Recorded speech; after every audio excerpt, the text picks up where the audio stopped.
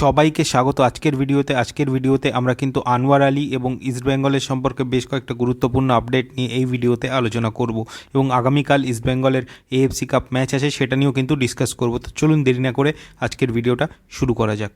তো প্রথমেই আসি আনোয়ার আলীর কথায়। তো আনোয়ার আলী ইস্টবেঙ্গলে যোগ দেওয়ার জন্য কলকাতা এসে গেছেন আপনারা জানেন, এবং তার মেডিকেলসও সম্ভবত হয়ে গেছে, এবং যে খবরটা উঠে আসছে রেকর্ড 2.5 কোটি টাকা ট্রান্সফার ফির বিনিময়ে কিন্তু ভারতীয় জাতীয় দলের এবং ভারতের এই মুহূর্তে অন্যতম সেরা ডিফেন্ডার আনোয়ার আলী কিন্তু ইস্টবেঙ্গলে যোগ দিচ্ছেন তার ক্লাব দিল্লি এফসি থেকে। এবং এই 2.5 কোটি টাকা ট্রান্সফার ফি কিন্তু দিল্লি এফসি পাচ্ছে।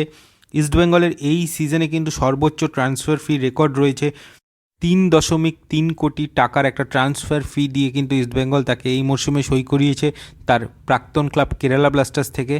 আর ইস্টবেঙ্গলের এই মরশুমে সর্বাধিক ট্রান্সফার ফি তালিকায় কিন্তু জিকসন সিংয়ের পরেই থাকবে আনোয়ার আলীর নাম। এবং আনোয়ার আলীর যে ট্রান্সফার ফি সেটা জিকসন সিংয়ের থেকে একটু কম হলো, তার অন্যতম কারণ হতে পারে যে যেহেতু তার একটা আইনি জটিলতা আছে, এবং যেটা শোনা যাচ্ছে যে তার নাকি কন্ট্রাক্টে এরকম ক্লজ রয়েছে যে যদি মোহনবাগান কোনো রকম জরিমানা চায় তাহলে সেই জরিমানা আনোয়ার আলী এবং ইস্টবেঙ্গল ক্লাব দেবে, সেখানে দিল্লি এফসির কিন্তু কোনো ভূমিকা থাকবে না। তো সেই জায়গা থেকে এমন হতে পারে যেহেতু জরিমানার একটা বিষয় এসে যাচ্ছে, সেই জন্য হয়তো আনোয়ার আলীর ক্ষেত্রে 2.5 কোটি টাকা ট্রান্সফার ফিতেই কাজ হয়ে গেল।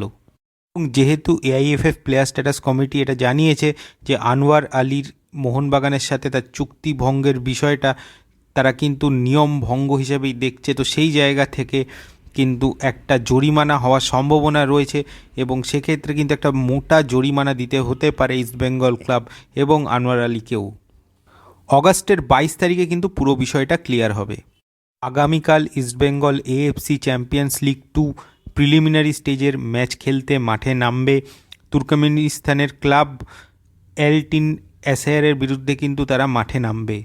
এবং খুব একটা ইন্টারেস্টিং ব্যাপার কিন্তু শোনা যাচ্ছে যে কার্লেস কোয়াড্রাত কিন্তু এই এলটিন এসায়ার ক্লাবকে এর আগের থেকেই জানেন, যেহেতু তিনি যখন বেঙ্গালুরু এফসির কোচ ছিলেন 2019 সালে, সেই সময় কিন্তু এএফসি কাপ ইন্টার জোনাল সেমিফাইনালের সময় এলটিন এসির দলের বিরুদ্ধে কিন্তু তার দলকে খেলতে হয়েছিল। যদিও দুর্ভাগ্যজনকভাবে দুটো লেগেই কিন্তু বেঙ্গালুরু এফসিকে পরাজিত করে এলটিন এসির ক্লাব, একবার 2-0 একবার 3-2 ব্যবধানে। সেই জায়গা থেকে আগামীকাল ভাগ্যের চাকা কিন্তু ঘোরাতে চাইবেন ইস্টবেঙ্গল কোচ কার্লেস কোয়াড্রাত অবশ্যই। এবং ইস্টবেঙ্গলের জন্য কিন্তু ম্যাচটা যথেষ্ট কঠিন হবে, কারণ এই ক্লাবটা কিন্তু তুর্কমেনিস্তানের লিগে তারা দ্বিতীয় স্থানে রয়েছে, 37 পয়েন্ট তারা পেয়েছে 16টা ম্যাচ থেকে, এবং তারা কিন্তু লাস্ট 6টা ম্যাচে আনবিটেন রয়েছে, 11টা গোল করেছে। তো সব জায়গা থেকে এলটিন এসির কিন্তু যথেষ্ট একটা ভালো জায়গায় কিন্তু রয়েছে। অন্যদিকে ইস্টবেঙ্গল কিন্তু সবে ডুরান্ড কাপের 2টো ম্যাচ খেলেছে তাদের সিনিয়র টিম, এবং দলটা যে দারুণ শেপে এসে গেছে সেটা কিন্তু এখনই বলা যাবে না। যদিও এবারের দলে কিন্তু বেশ কয়েকজন ভালো প্লেয়ার রয়েছেন, মাদির তালালের মতো প্লেয়ার রয়েছেন, এছাড়াও দিমিত্রি ডায়মন্ডটাকস, জিকসন সিং। যদিও ডিফেন্স নিয়ে কিন্তু ইস্টবেঙ্গলের চিন্তা অবশ্যই থাকবে, কারণ ডুরান্ড কাপের 2টো ম্যাচেই কিন্তু ইস্টবেঙ্গল গোল কনসিড করেছে। এবং এই এলটিন অ্যাসিড দলের কোচ যিনি রয়েছেন ইয়াসগুলি হোজাগেলেভ, তিনি কিন্তু 2014 সাল থেকে এই ক্লাবকে সাকসেস দিয়ে আসছেন, এবং এছাড়াও তিনি তুর্কমেনিস্তানের ন্যাশনাল টিমে একাধিক সময় কিন্তু কোচ হিসাবে ছিলেন। তো যথেষ্ট অভিজ্ঞ একজন কোচ কিন্তু এই দলের রয়েছে, এবং তার উইন পার্সেন্টেজ কিন্তু যথেষ্ট ভালো। 277টা ম্যাচ তিনি জিতেছেন, 384টা ম্যাচে তিনি কোচিং করিয়েছেন তার মধ্যে।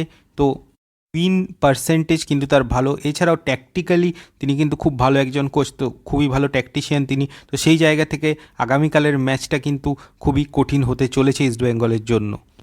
গোলের জন্য এলটিন এসির ক্লাব কিন্তু তাকিয়ে থাকবে দিদার ডুরেয়ের দিকে। দিদার কিন্তু তুর্কমেনিস্তানের লিগে অন্যতম হাইয়েস্ট স্কোরার, এবং লাস্ট 5 সিজন ধরে তিনি কিন্তু ক্রমাগত গোল করে যাচ্ছেন। 2022 সালে 27টি এবং 2023 সালে তিনি কিন্তু 26টি গোল করেছেন। এই ম্যাচেও কিন্তু গোল করার ক্ষেত্রে কিন্তু দিদারের একটা বড় ভূমিকা থাকতে পারে। এছাড়াও এই এলটিন অ্যাসিড দলের আরেকজন অ্যাটাকার রয়েছেন যার নাম হচ্ছে সেলিম নুরমুরারভ। তো এই নুরমুরাদভ কিন্তু অ্যাটাক ভালো করতে পারেন, লেফট উইং বা স্ট্রাইকিং পজিশনে তিনি মূলত খেলেন। খুবই ভালো মাপের একজন অ্যাটাকার এবং তার যে পেসটা রয়েছে, যেভাবে তিনি কাট করে উইং থেকে বক্সে ঢুকে পড়েন, সেটা কিন্তু বিপদ ডেকে আনতে পারে ইস্টবেঙ্গলের জন্য। খুব বড় থ্রেট হতে পারেন কিন্তু এই খেলোয়াড়টি।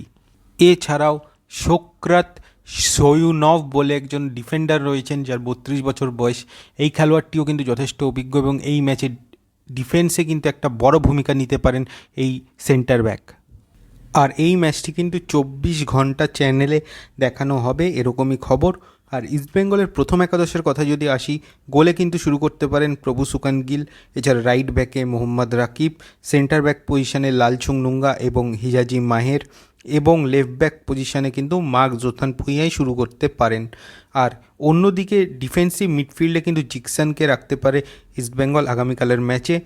এছাড়া সাউল ক্রেসপো এবং সৌভিক চক্রবর্তীকে কিন্তু মিডফিল্ডে দেখা যেতে পারে, এবং রাইট উইংয়ে তালালকে রেখে লেফট উইংয়ে নাওরে মহেশ সিংকে রেখে একদম সামনে শুরু করতে পারেন দিমিত্রি ডায়মেন্টাকস। এই প্রথম একাদশ নিয়ে কিন্তু আগামীকালের ম্যাচে নামতে পারে ইস্টবেঙ্গল।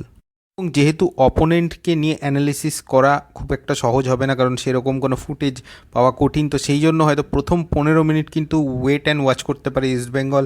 প্রথম 15 মিনিট দেখে কিন্তু তারা গোলের জন্য ঝাঁপাতে পারে।